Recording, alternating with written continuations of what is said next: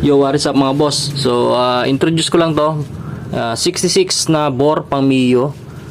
Ang brand is Sheng-E. Ayan mga bossing. So, sa lahat ng nakakaalam, ang Sheng-E na brand ay kilala natin bilang isang crankshaft na pang Mio. So, ngayon mga boss, meron tayo dito dumating.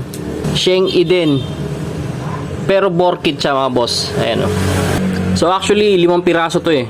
Pero meron ng napadala ko na sa mga may-ari nung dumating tong bore na to.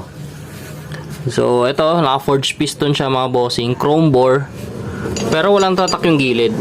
Para siyang yung TSMP before na lumang version, walang tatak. So ganun din siya. Standard ang block niya, hindi siya naka-long block mga boss. Pero naka-forged piston siya. So ayan. So ayan mga bossing, Sheng-E. Yan sa mga naghahanap, air cooled, blank piston. So ayan siya mga bossing.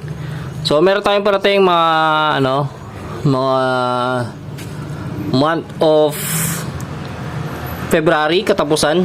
So ayan mga bossing, sa mga nais mag-purchase, ayan, mag-purchase na kayo, mag-order na kayo, mag-PM lang dito sa page para ma-reserve ko na agad. Para pag dumating mga bossing dito, sure na merong mapupunta sa inyo kasi need nyo agad bayaran. So ayan, sa mga natatakot, sa mga duda, ayan, pwede nyo po akong ipa-legit check mga bossing. Ayan, yung Facebook page ko, ayan, Forbes page.